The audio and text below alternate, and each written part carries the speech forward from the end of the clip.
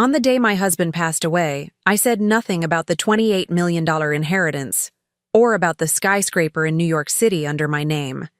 That same night, my daughter-in-law screamed, "Pack your bags. The old leech doesn't stay here."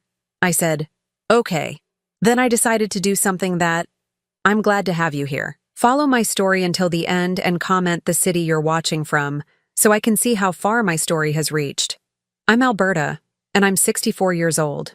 On the day my husband Richard died, I thought the worst pain I could ever feel was losing the man I'd loved for 38 years.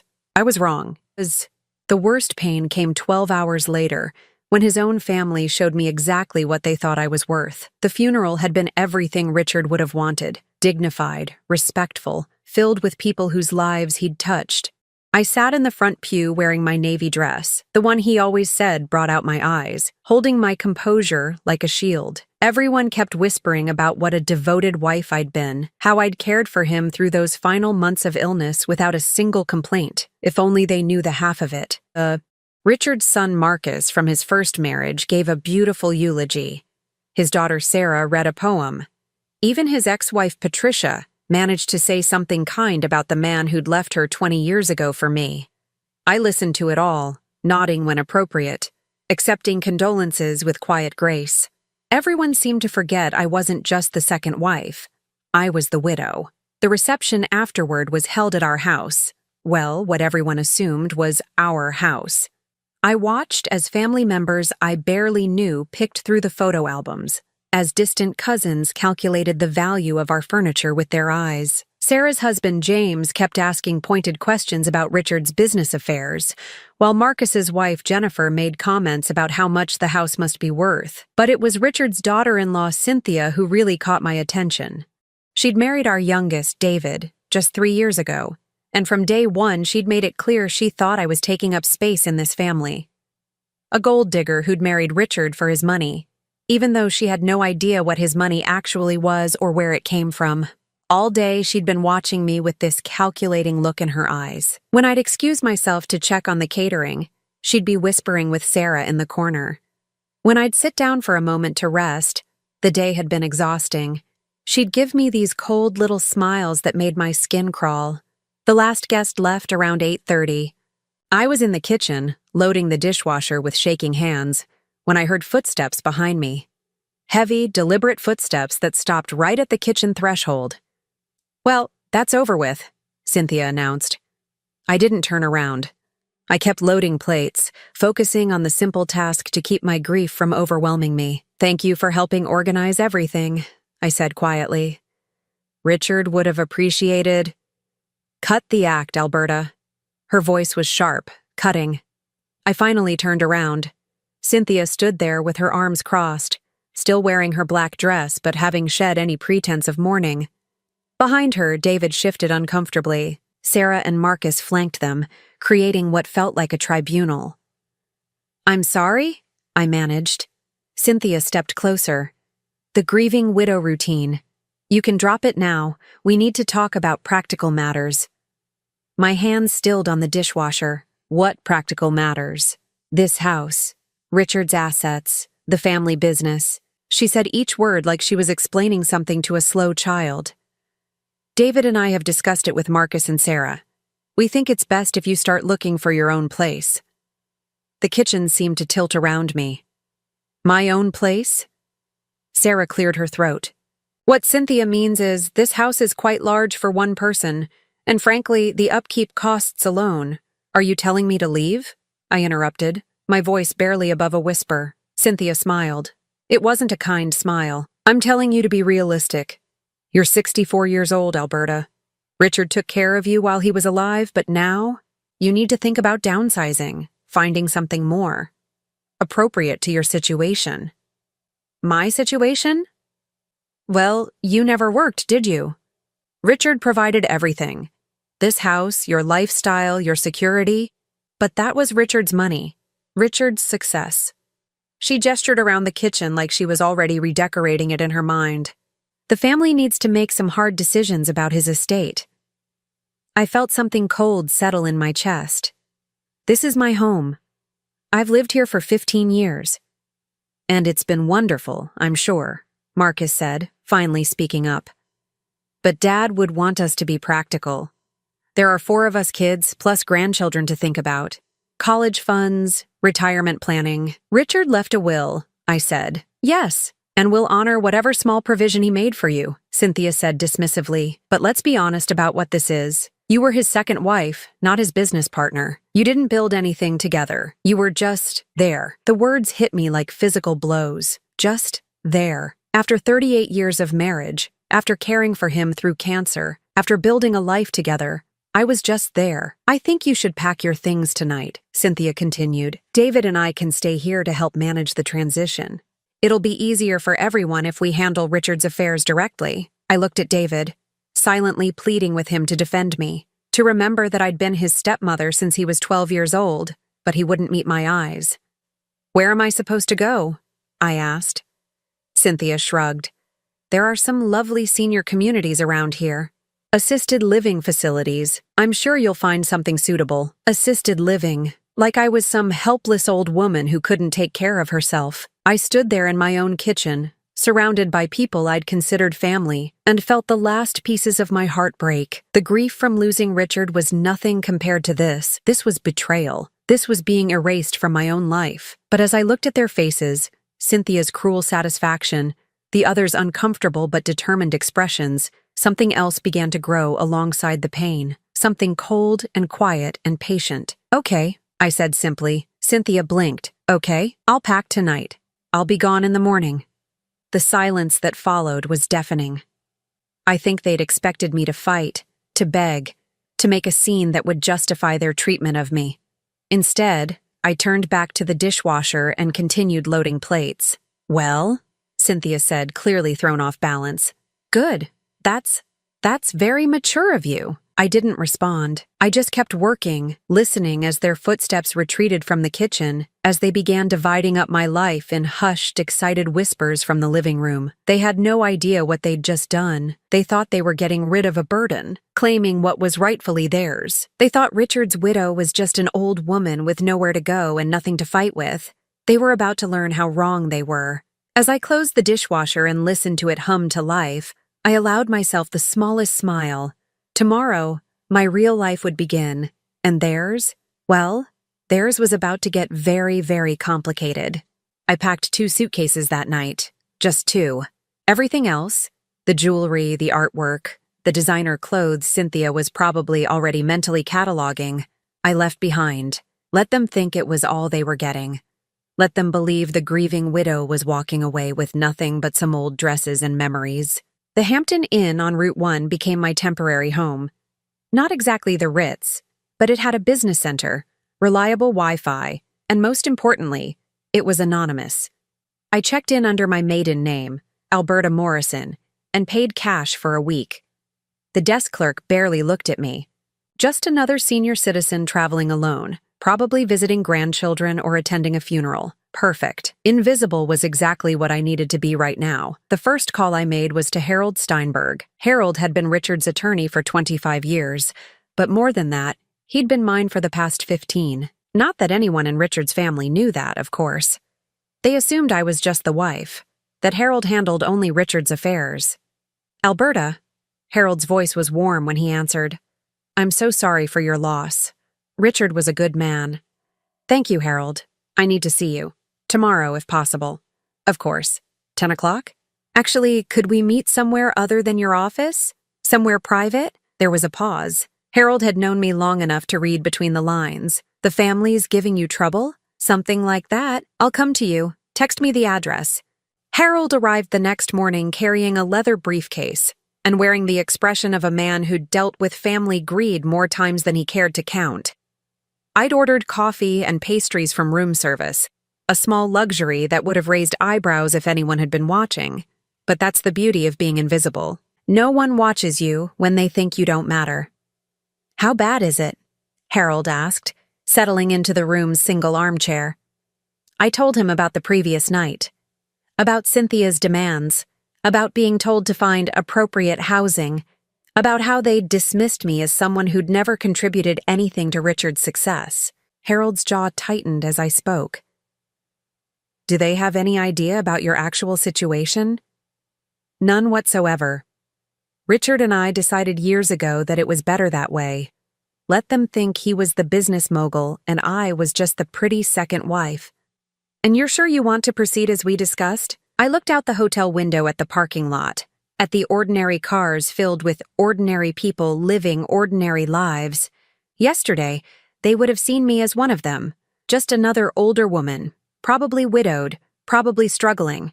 They had no idea that the woman in room 237 owned more property than most of them could imagine. I'm sure. How long will it take?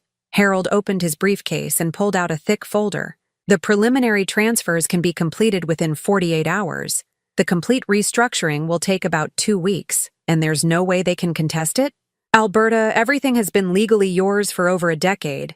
Richard transferred ownership years before his illness, precisely to avoid situations like this. They can contest it all they want. They'll lose. I nodded, feeling that cold satisfaction settle deeper into my bones. What about the house? That's where it gets interesting. Harold allowed himself a small smile. Technically, you could evict them today, but I assume you have something more educational in mind? I want them to show me exactly who they are first. Let them get comfortable in my house, making their plans, dividing up what they think is theirs. Give them enough rope to hang themselves. And then I'll remind them that assumptions can be dangerous things. Harold spent the next hour walking me through documents, explaining procedures, confirming details that had been set in motion years ago. Most widows would be lost in the legal terminology, overwhelmed by the complexity of estate planning and asset management. But I wasn't most widows.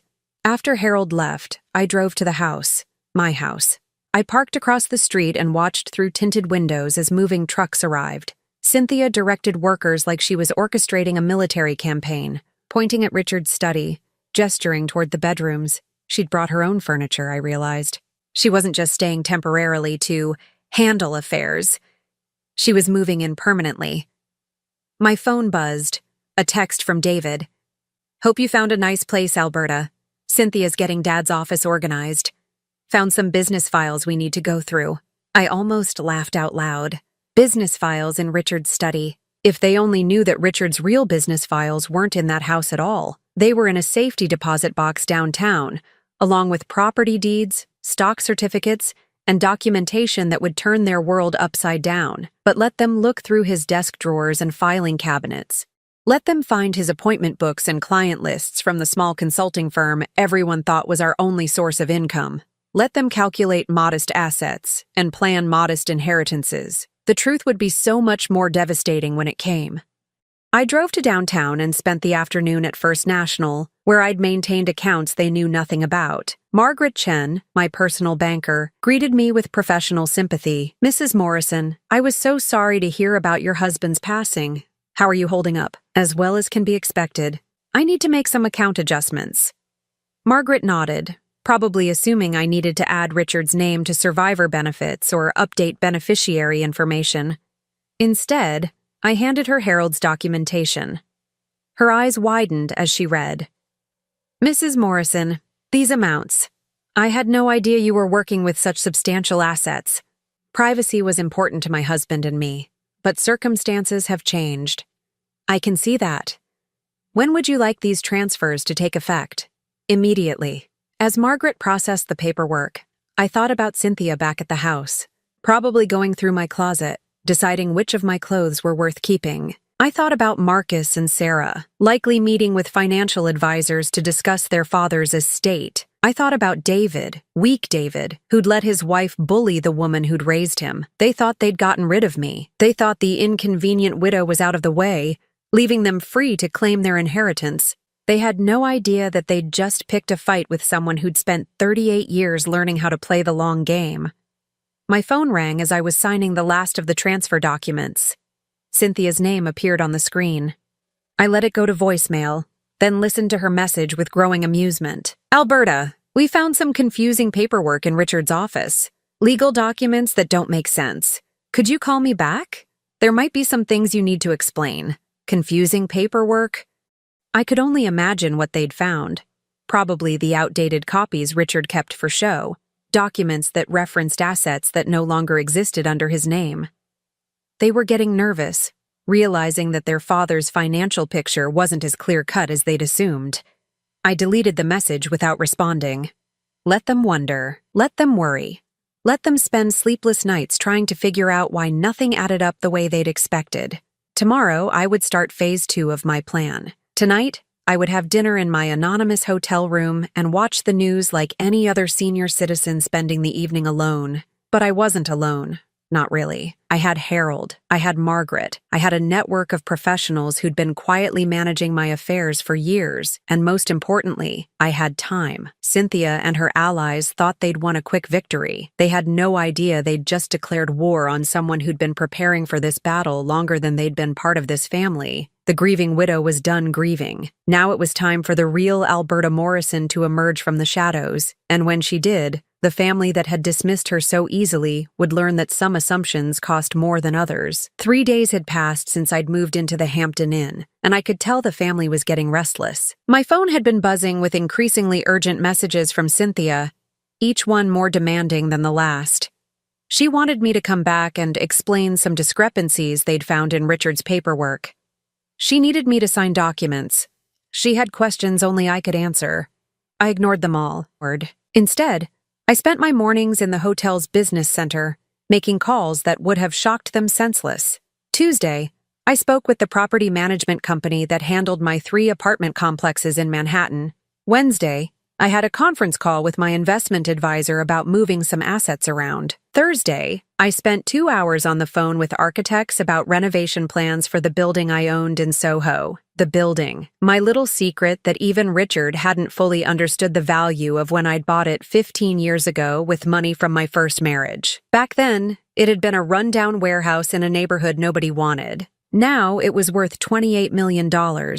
And the rent from the high-end lofts I'd created generated more income in a month than Richard's consulting firm had made in a year. But they didn't know any of that. To them, I was still just the second wife who'd never worked a day in her life. On Friday morning, Harold called with news that made me smile for the first time since Richard's funeral. "They've hired an attorney," he said without preamble. "Have they now?" "Jackson Morrison from Morrison and Associates. No relation to you, I assume, despite the name. Never heard of him. What does he want?" "He's asking questions about Richard's estate. Apparently, the family has some concerns about asset distribution and wants to ensure everything is being handled properly." I set down my coffee cup, feeling that familiar, cold satisfaction spread through my chest. How proper of them to be concerned. There's more. They're requesting a formal reading of the will. They want all beneficiaries present, including you. When? Monday afternoon. 2 o'clock, at their attorney's office. Perfect. I'll be there. Alberta, are you sure you're ready for this? Once we walk into that room, there's no going back. They're going to learn exactly who you are. I looked out my hotel window at the ordinary world beyond, at people going about their ordinary lives with ordinary problems. Soon, very soon, I would no longer be invisible to the family that had dismissed me so easily. "Harold, I've been ready for 15 years. That weekend, I went shopping. Not at the discount stores they probably expected a newly poor widow to frequent, but at the boutiques I'd always preferred. I chose a navy blue suit, elegant but understated, along with my grandmother's pearl necklace and the Cartier watch Richard had given me for our 10th anniversary. I wanted to look exactly like what I was, a woman of substance who had simply chosen to be underestimated. Sunday evening, I moved out of the Hampton Inn and into the penthouse suite at the Fairmont Hotel downtown, just for one night, just to remind myself who I really was before walking into that meeting. I ordered room service, lobster and champagne, and reviewed the documents Harold had prepared. Everything was in order. Everything was legal. Everything was about to change. Monday morning arrived gray and drizzly, the kind of weather that matched my mood perfectly. I dressed carefully, applied my makeup with precision, and arrived at Morrison & Associates 15 minutes early. The receptionist, a young woman who couldn't have been more than 25, looked me over with barely concealed dismissal. "You're here for the Holloway estate reading?" she asked, checking her computer screen. "I am." "And you are?" "Alberta Morrison, the widow." Something in my tone made her look up sharply, but before she could respond, voices erupted from down the hall. Loud, angry voices that I recognized immediately. "This is ridiculous," Cynthia was saying. "Why does she even need to be here? She's not a real beneficiary. The law requires all named parties to be present," came an unfamiliar male voice. Their attorney, presumably. "But she didn't contribute anything to the estate," Marcus added. "Dad supported her, not the other way around. Nevertheless, she has legal standing as the surviving spouse." I listened to them argue about me like I was an inconvenience, a legal technicality to be managed. The receptionist kept glancing at me nervously, probably wondering if I was going to break down or cause a scene. Instead, I sat quietly in the leather chair, hands folded, looking exactly like the kind of little old lady they expected me to be. At exactly 2:00, Harold arrived. He nodded to me with professional courtesy, giving no indication that we'd spent hours planning this moment. Behind him came a woman I didn't recognize, tall, sharp-suited, with the kind of presence that commanded attention. "Mrs. Morrison," Harold said formally, "I'd like you to meet Catherine Walsh. She'll be representing your interests today." Catherine extended her hand with a smile that didn't reach her eyes. "Mrs. Morrison, I've heard a great deal about your situation." Before I could respond, Jackson Morrison himself appeared, a soft-looking man in his 50s who seemed overwhelmed by the circumstances he'd been hired to manage. "Well," he said, mopping his forehead with a handkerchief, "I believe everyone is here now. Shall we proceed?" The conference room was larger than it needed to be, with a polished table that could have seated 20 people. The family had arranged themselves on one side like they were preparing for battle. Cynthia sat at the head, flanked by David and Sarah, with Marcus positioned slightly behind them like backup. They'd dressed for success, expensive suits, confident postures, the look of people who expected to inherit everything. I took the seat directly across from them, with Harold and Catherine on either side of me. The symbolism wasn't lost on anyone in the room. Jackson Morrison cleared his throat and began reading Richard's will in a monotone voice that suggested he'd done this hundreds of times before. The standard language about being of sound mind, the formal declarations, the preliminary bequests to charity. Then came the part they'd been waiting for. "To my beloved children, Marcus, Sarah, and David, I leave the sum of $50,000 each, to be distributed equally among them." I watched their faces carefully. 50,000 each was generous for most families, but it was far less than they'd expected. Cynthia's mouth tightened almost imperceptibly. Sarah frowned. Marcus leaned forward like he'd misheard. "And to my dear wife, Alberta Morrison Holloway, I leave the remainder of my estate, including all properties, investments, and business interests, to be hers absolutely and without restriction." The silence that followed was deafening. Jackson Morrison continued reading, but I could see that no one was listening anymore. They were all staring at me with expressions ranging from shock to outrage to disbelief. "Excuse me," Cynthia interrupted, her voice sharp enough to cut glass. "Could you repeat that last part?" Jackson Morrison looked uncomfortable. "The bulk of Mr. Holloway's estate goes to his widow, as is customary in such circumstances." "But what exactly does that include?" Sarah asked, her voice rising. "The house? His business? What are we talking about here?" It was Catherine Walsh who answered, consulting her own copy of the will with professional detachment. "According to these documents, Mrs. Morrison inherits all real property, all financial accounts, all business assets, and all personal property not specifically mentioned elsewhere in the will." "That's impossible," Marcus said flatly. "Dad would never leave us with just 50,000 each." Harold leaned forward slightly. "I'm afraid it's quite legal, Mr. Holloway. Your father was very specific about his intentions." "But she didn't earn any of it!" Cynthia exploded, finally losing the composure she'd been struggling to maintain. "She never worked. She never contributed anything. She was just there, living off his success." The words hung in the air like poison. Just there. The same phrase she'd used the night she'd thrown me out of my own home. The same dismissal. The same contempt. The same fundamental misunderstanding of who I really was. I stood up slowly, feeling every eye in the room focus on me. For 38 years, I had let Richard be the face of our success. I had allowed people to assume he was the business mind while I played the supporting wife. I had been content to remain in the shadows, building my empire quietly while he took the credit publicly. But Richard was gone now, and the shadows had served their purpose. "You're absolutely right, Cynthia," I said quietly. "I never contributed anything to Richard's success." She blinked, clearly not expecting agreement. Richard's consulting firm, his modest investments, his reputation in the community, that was all him. I had nothing to do with any of it. I could see confusion rippling across their faces. This wasn't the response they'd expected. "But you see," I continued, my voice growing stronger, "Richard's estate isn't what you think it is, and I'm not who you think I am." Catherine Walsh was already reaching into her briefcase, pulling out documents that would change everything. Harold was checking his watch, timing the moment perfectly. "What do you mean?" David asked, speaking for the first time since the reading began. I looked at each of them in turn, these people who had dismissed me, who had thrown me out of my own home, who had treated me like a burden to be disposed of. "I mean," I said, allowing myself the smallest smile, "that you've been operating under some very expensive assumptions about who owns what in this family." The real game was about to begin. Catherine Walsh opened her briefcase with the precision of a surgeon preparing for a delicate operation. The documents she withdrew were organized in neat folders, each one labeled with the kind of detail that suggested this moment had been planned for a very long time.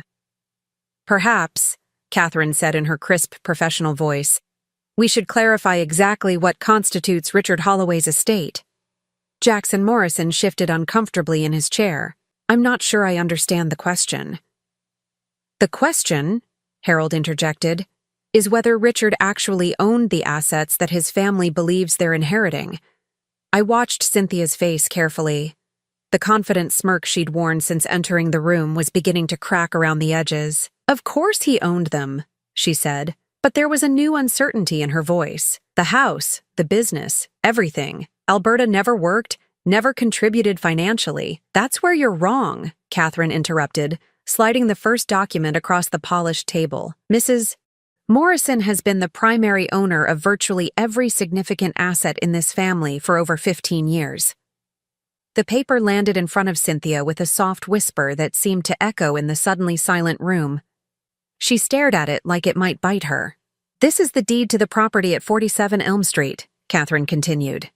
"The house you've been living in since Mrs. Morrison graciously vacated it. Notice the name on the title." Cynthia picked up the document with trembling fingers. Her face went white as she read. "Alberta Morrison," she whispered. "That's correct. The house was transferred to Mrs. Morrison's sole ownership in 2008, 5 years after their marriage. Mr. Holloway retained lifetime occupancy rights, but ownership transferred completely upon his death." Sarah grabbed the paper from Cynthia's hands, scanning it frantically. "This has to be a mistake. Dad bought that house before he even met her." "He did," Harold confirmed, "and then he refinanced it in 2007 using capital that Mrs. Morrison provided. When the new mortgage was issued, ownership transferred to her as the primary financial backer." "What capital?" Marcus demanded. "She never had any money." Catherine smiled, a cold, professional expression that reminded me why I'd hired her. "Mrs. Morrison has had considerable assets since before her marriage to your father. She simply chose not to advertise that fact." I had been quiet long enough. These people had spent the last week living in my house, planning their futures based on my assets, treating me like a discarded inconvenience. It was time for them to understand exactly who they'd been dismissing. "The money came from my first marriage," I said calmly. "When my first husband died in 1995, he left me quite well provided for. Real estate investments, stock portfolios, life insurance. I was 38 years old and financially independent when I met your father." The silence in the room was deafening. "But you never worked," David said weakly, like he was clinging to the last piece of his worldview. "I didn't need to work in the traditional sense. I managed investments. I bought and sold properties. I made business decisions." I gestured toward Catherine, who was already preparing the next folder. "I just did it quietly." Catherine slid a new set of documents across the table. These are the ownership papers for Morrison Holdings LLC, established in 1996. Mrs. Morrison is the sole proprietor of a company that owns 17 properties across 3 states. Cynthia's hand flew to her throat.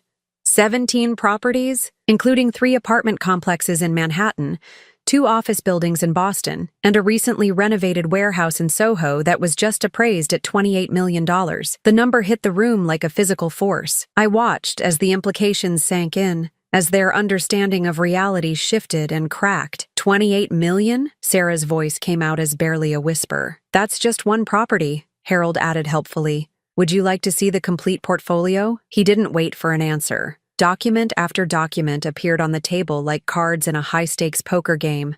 Bank statements showing accounts with balances that made Richard's modest savings look like pocket change.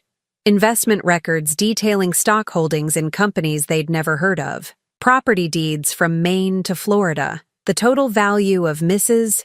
Morrison's holdings, Catherine announced, consulting her summary sheet, is approximately $47 million. Not including the assets she inherited from Richard's estate, which, as we've established, amount to roughly $300,000 in business assets and personal effects. $47 million. The words hung in the air like smoke. Cynthia was staring at me with an expression I'd never seen before, not just shock, but something approaching terror. You're lying, she said, but her voice had no conviction behind it. Which part would I be lying about? I asked pleasantly. The part where I've been financially independent since before I met Richard? Or the part where you've been living in my house for the past week? But why didn't Richard ever say anything? Marcus asked, looking genuinely confused. Because I asked him not to.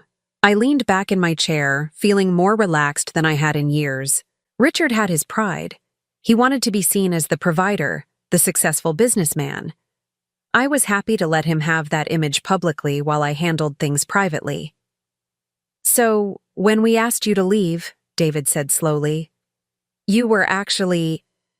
I was being evicted from my own home by people who had no legal right to be there. The truth of what they'd done was finally sinking in. I could see it in their faces, the growing horror as they realized they hadn't just been cruel to a helpless widow. They'd been cruel to someone who could destroy them financially without breaking a sweat. The business cards you found in Richard's office, Catherine continued, clearly enjoying their distress, were for a consulting firm that Mr. Holloway operated as essentially a hobby. It generated maybe $40,000 a year in revenue, hardly enough to support the lifestyle you all assumed he was funding. Then how did he pay for everything? Sarah asked. He didn't, I said simply. I did. The mortgage on the house, the property taxes, the utilities, the insurance, all of it came from my accounts. Richard contributed his consulting income, which covered groceries and incidentals. Cynthia was shaking now, visibly trembling as the full scope of her mistake became clear. You let us think. I let you reveal exactly who you were, I corrected. I didn't force you to throw me out of my own house. I didn't make you call me a sanguessuga.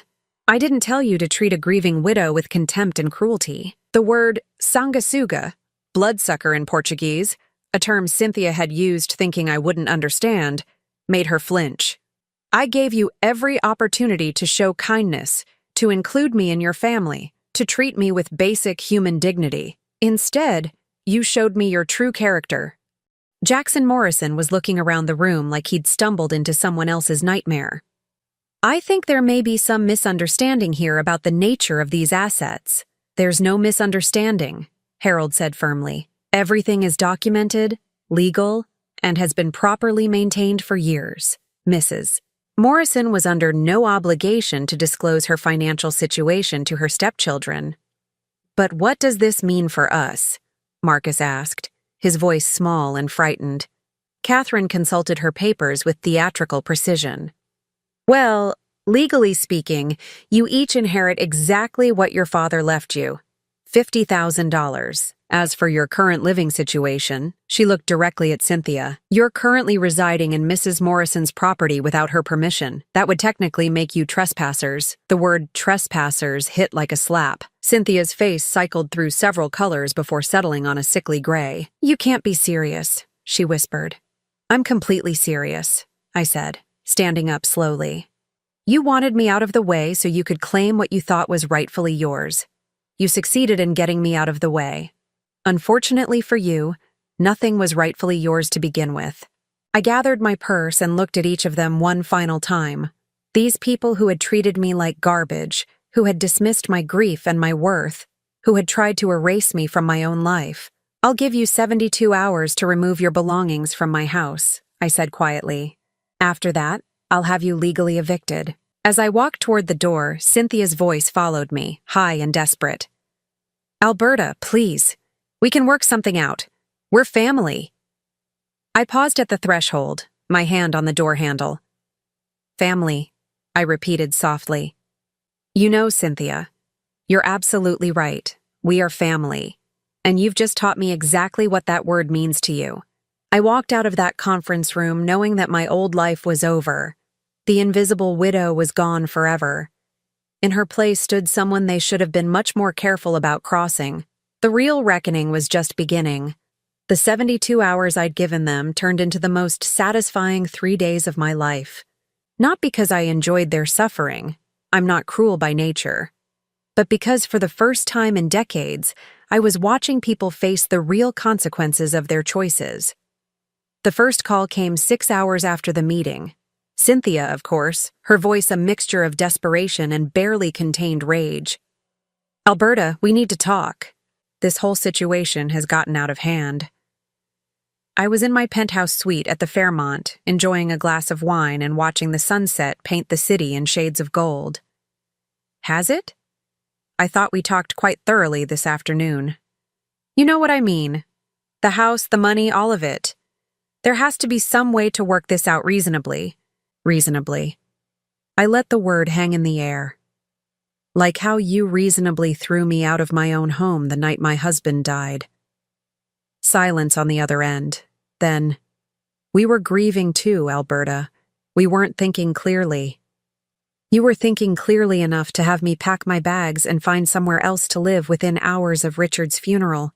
You were thinking clearly enough to start dividing up what you thought was your inheritance. But we're family. No, Cynthia. You made it very clear that I'm not family. You called me a sanguisuga, remember? A bloodsucker who never contributed anything. I could hear her sharp intake of breath. She hadn't expected me to understand the Portuguese insult. I didn't mean, you meant exactly what you said. The only thing you didn't mean was for me to be in a position to do anything about it. I ended the call and blocked her number. The next morning brought David to my hotel. The concierge called up to announce him, asking if I wanted to receive visitors. I almost said no, but curiosity got the better of me. David had always been the weakest of Richard's children, the one most easily led by stronger personalities. I wanted to see how he'd handle this situation when his wife couldn't speak for him. He sat across from me in the hotel's elegant lobby, wringing his hands like a schoolboy called to the principal's office. The man was 35 years old, but he looked like he might cry. Alberta, I'm so sorry about everything. Cynthia gets carried away sometimes, and I should have stopped her. Should have, could have, would have, I said calmly. But you didn't. I know, and I regret that. But you have to understand. We thought Dad had left us provided for. We thought the house, the business, everything would be ours to share. And when you thought that, your first instinct was to throw me out onto the street. David's face flushed. It wasn't like that. We just thought you'd be more comfortable somewhere smaller, more manageable. David. My voice was sharp enough to cut through his rambling. Stop lying. To me, and to yourself. You wanted me gone so you could have everything without having to consider my needs or feelings. He stared at his hands, unable to meet my eyes. Cynthia said terrible things. Yes, but you stood there and let her. You could have defended me. You could have reminded her that I'd been your stepmother for over 20 years, that I'd raised you from the time you were 12 years old. Instead, you watched her humiliate a grieving woman and said nothing. I'm saying something now, he whispered. Now that you know I don't need your charity, now that you realize I'm not the helpless widow you can discard, your apology isn't about remorse, David. It's about fear. He looked up then, and I saw that I was right. His eyes were filled with terror. What are you going to do to us? The question hung between us like a blade. What was I going to do? I had the power to destroy them financially, to make their lives as difficult as they'd tried to make mine. I owned properties they could never afford, had connections they couldn't imagine. I could make them suffer in ways they couldn't even comprehend. But looking at David, weak, frightened David who'd never had an original thought in his adult life, I realized something.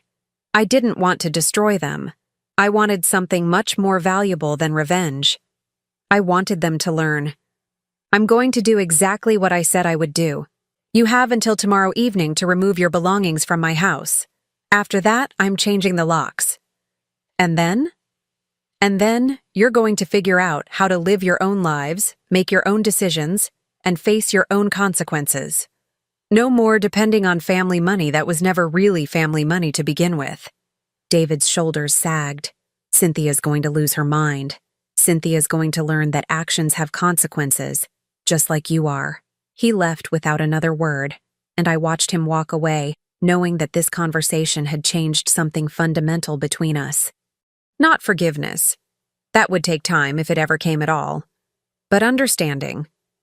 The final 24 hours were the most interesting.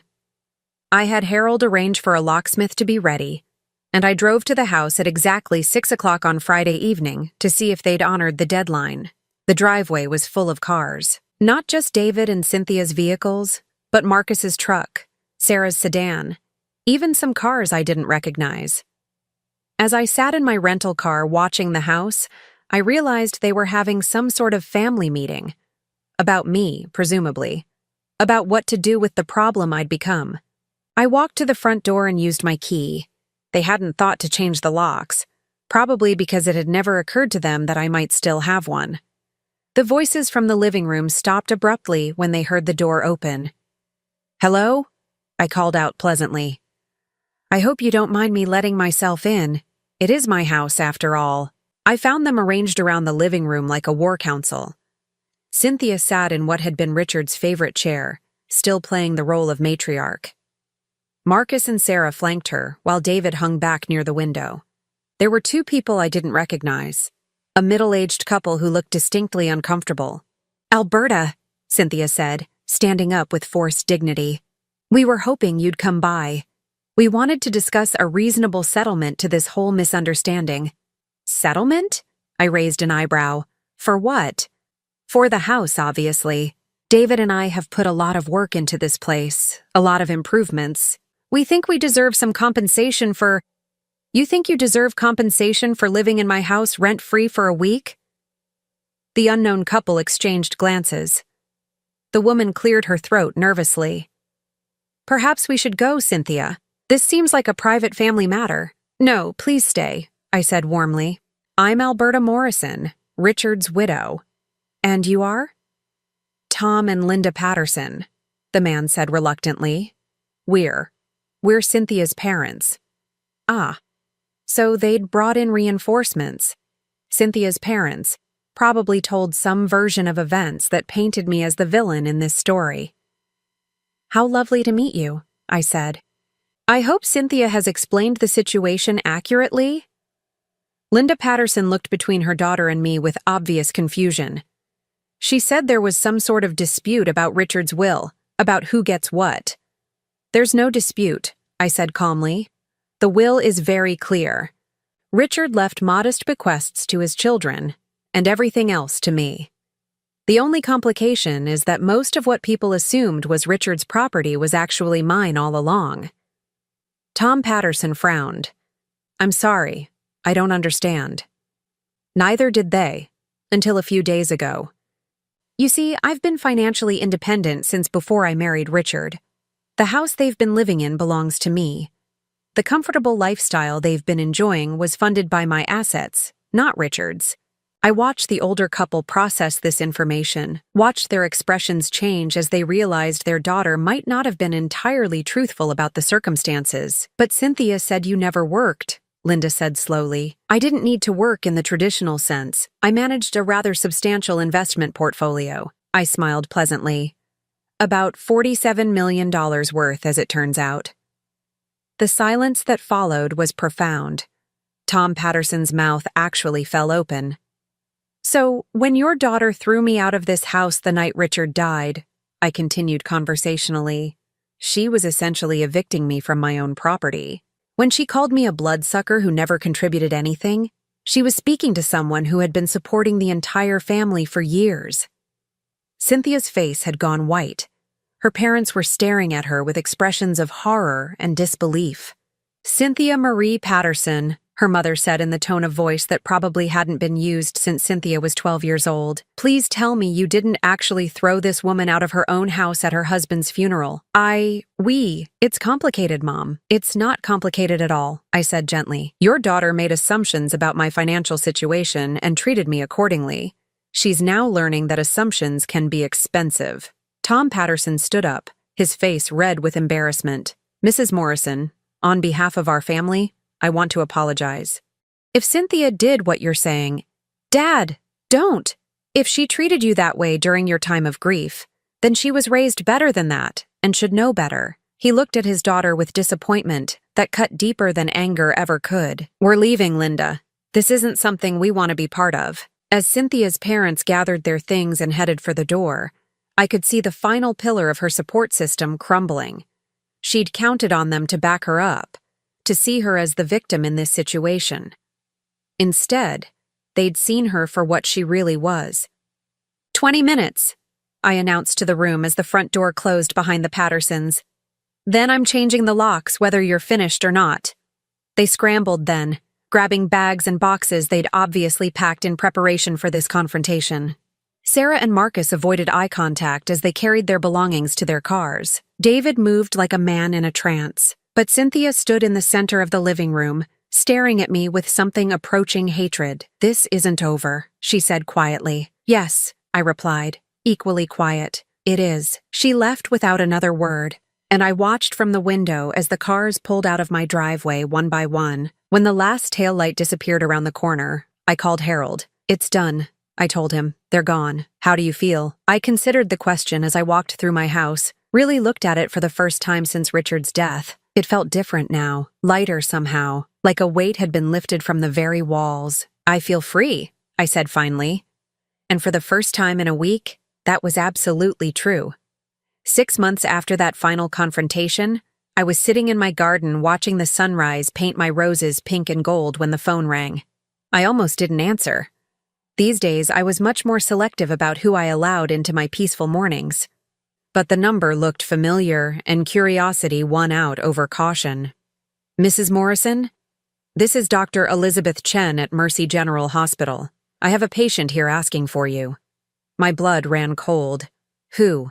"David Holloway. He's listed you as his emergency contact." Emergency contact. After everything that had happened, after the way his family had treated me, David had still listed me as the person to call in a crisis. Despite myself, I felt a familiar pang of maternal concern. "What happened?" "Car accident. He's stable, but he's asking for you specifically. Said to tell you it's important." 20 minutes later, I was walking through the sterile corridors of Mercy General, my heels clicking against the polished floor. I'd changed out of my gardening clothes into something more appropriate, a simple blue dress that Richard had always liked, paired with the pearl earrings he'd given me for our anniversary. I found David in a private room, his left leg in a cast and his arm in a sling, but otherwise looking remarkably well for someone who'd apparently wrapped his car around a tree. "Alberta." His voice was soft, relieved. "You came." "Of course I came. You're hurt." He tried to sit up straighter and winced. The nurse said they couldn't reach Cynthia. Her phone's been disconnected. I wasn't surprised. In the month since they'd been forced out of my house, I'd heard through the small-town gossip network that David and Cynthia's marriage had imploded spectacularly. Apparently, learning that your financial security was built on lies and assumptions had put considerable strain on their relationship. "Where is she now?" I asked, settling into the uncomfortable plastic chair beside his bed. "Gone. She left 3 months ago. Took what was left of our savings and moved back in with her parents." David stared at the ceiling, his voice hollow.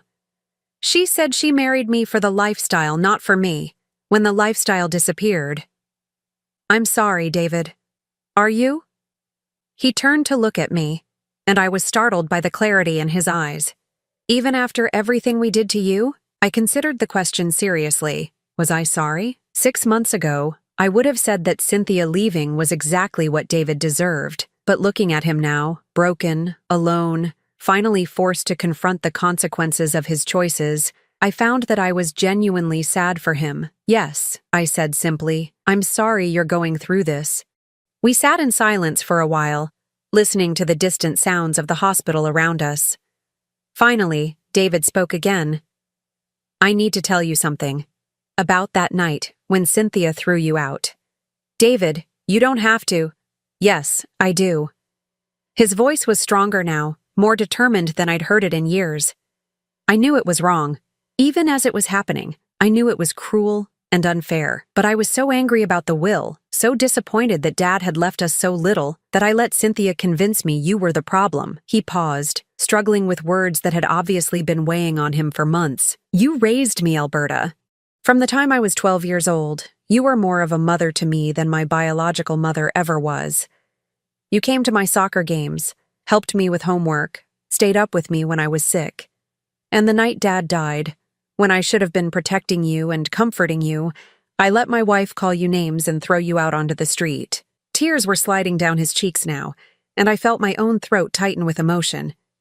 I've been living with that guilt for 6 months, and I needed you to know that I remember who you really are. Not the rich woman with all the power, though God knows I understand that now too, but the woman who bandaged my scraped knees and taught me how to drive, and never once made me feel like I was less important than her biological children. I reached over and took his uninjured hand in mine. Oh, David, I don't expect you to forgive me, he continued. I just needed you to know that I see now what I threw away, not the money or the inheritance or any of that. I threw away the one person in my life who loved me unconditionally. The tears I'd been holding back finally spilled over. You didn't throw me away, honey. You made a mistake. A terrible, hurtful mistake, but not an unforgivable one. He squeezed my hand weakly. How can you say that? After what we did? Because I understand something now that I didn't 6 months ago. That night when Cynthia threw me out, I thought my world was ending. I thought I was losing my family, my home, everything that mattered. But what I was really losing was an illusion. David frowned, not understanding. I thought I was part of a loving family where everyone cared about each other. But the truth was, I was part of a system where my value was based on what I could provide, not who I was. That night forced me to see the difference. I adjusted my grip on his hand, choosing my words carefully. You and your siblings and Cynthia, you didn't know me at all. You knew the role I played, the function I served, but you never bothered to find out who I really was underneath. And because you didn't know me, you couldn't really love me. You loved what I did for you. David was quiet for a long moment, absorbing this. And now you're seeing me for the first time as a complete person. Someone with her own history, her own strength, her own worth that exists independently of what I can do for others. I smiled at him through my tears. And I'm seeing you clearly too, David, not as Richard's son or Cynthia's husband, but as the young man I helped raise who's finally learning to take responsibility for his choices. So, where does that leave us? It was a fair question, one I'd been asking myself since the doctor's call that morning. Where did it leave us? I had every right to walk away from this family permanently. I had every justification for letting them live with the consequences of their cruelty without interference from me. But sitting in that hospital room, holding the hand of the boy I'd helped raise, I realized that revenge and justice weren't the same thing. Justice had been served. They'd learned the truth about their assumptions and faced the natural consequences. Revenge would be withholding forgiveness from someone who was genuinely trying to make amends. It leaves us here, I said finally. Starting over, if you want to. Building a relationship based on who we actually are instead of who we thought we were supposed to be. David's eyes filled with fresh tears. You'd be willing to do that? After everything? I'd be willing to try, but it would be different this time, David. I'm not going to be the invisible woman who makes everything work behind the scenes. I'm not going to pretend to be less than I am to make other people comfortable. I wouldn't want you to. And I'm not going to rescue you from the consequences of your choices. If you want a relationship with me, you have to build it yourself, maintain it yourself, and value it for what it is, not for what it might get you. David nodded solemnly. I understand. Do you? Because this isn't about money or inheritance or anything material. This is about two adults choosing to care about each other despite a very painful history. I know, and I want that, Alberta. I want to know you, the real you, not the version I created in my head. I studied his face, looking for any sign that this was manipulation or desperation talking. But what I saw was something I'd never seen from David before. Genuine remorse and a determination to do better. Then we'll try, I said, slowly, carefully, with clear boundaries and honest communication. Relief washed over his features. Thank you. Don't thank me yet. This is going to be hard work, David. Unlearning 30 years of bad habits and assumptions isn't easy. I'm ready for hard work. These past 6 months have taught me I'm stronger than I thought I was. I squeezed his hand one more time, then stood up to leave. I'm going to go talk to your doctor about your discharge plans. Do you have somewhere to go when you get out of here? I've been staying in a studio apartment downtown. It's not much, but it's mine. Good. Independence suits you. As I walked toward the door, David's voice stopped me. Alberta, what about Marcus and Sarah? Do you think... I turned back to him. That's up to them, honey. My door is open, but they have to choose to walk through it. Just like you did. And Cynthia? I considered this. Cynthia, who had initiated the cruelty that started this whole mess. Cynthia, who had shown no remorse, no recognition of wrongdoing, only anger at being caught in her assumptions. Cynthia burned that bridge herself, I said quietly. Some actions have consequences that can't be undone. She chose to reveal her character, and now she has to live with what she revealed. David nodded, understanding the distinction. I left him there in his hospital bed, looking more peaceful than I'd seen him since he was a child. The walk back to my car felt different somehow. Lighter, like I was carrying less weight than when I'd walked in. That evening, I sat in my garden again as the sun set behind my roses. My phone had rung twice. Marcus and Sarah, probably having heard about David's accident through the family network. I'd let both calls go to voicemail, but I'd listen to the messages, tentative voices, awkward apologies, requests to talk, the first signs that the family I'd thought I'd lost forever might be reconsidering their assumptions. I'd call them back tomorrow, maybe, or maybe I'd wait and see if they called again. Either way, I was no longer in a hurry. I had time, resources, and for the first time in decades, complete control over my own life. The invisible woman was gone forever, replaced by someone who knew exactly who she was and what she was worth. Someone who could choose forgiveness or distance, engagement or solitude, based on what felt right, rather than what was expected. And that, I reflected as I watched the stars emerge in the darkening sky, was worth more than $47 million. Though the $47 million didn't hurt. Now I'm curious about you who listened to my story. What would you do if you were in my place? Have you ever been through something similar? Comment below, and meanwhile, I'm leaving on the final screen 2 other stories that are channel favorites, and they will definitely surprise you. Thank you for watching until here.